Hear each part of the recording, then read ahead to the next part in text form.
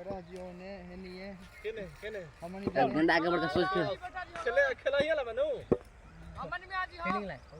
वाला मैच है हमनी कराइए ना हां तो चलाना हम लोग चल बना सुधार से आवत तो तू ला आज तो करके मुआ मार खाली हमरा खूब यार की ना बराबर कर अरे जा लोले पता मार पैर छोटिया एक पाव उतारा तानू तो नहीं खिया जीतते और जो फेर लागल खेले तारो अब बाई चांस रन आउट चाहे कोई ससिया के देख लोग दर मसले आवत और वो धसले होई एक बीता मार जोर से पहले अगर पहले एकदम खुशी एकदम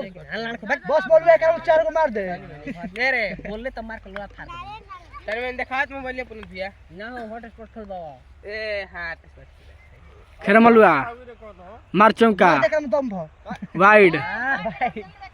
चौदानी वाला से बैट भंजात पा कि चौका मारी मारी मारी और बॉट का विकेट का पीछे तक गंदा ले जा जा बॉल है बिना देखले मत छोड़ा ले कौन हो के अरे लंपटावा पीछे का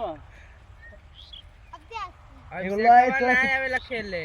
मार कम से कम छक्का हो भाग जो चरण चरण चरण चार मार दे अरे आव एगो मलुआ गा दू बॉल आगे बढ़ के मार है ने अरे फुका ना रन भागे तो तैयार रही है दो तीन गो रन भाग दे तो मार दे भाग जो जा तारा बकरी के छक्का मार दे आउट लो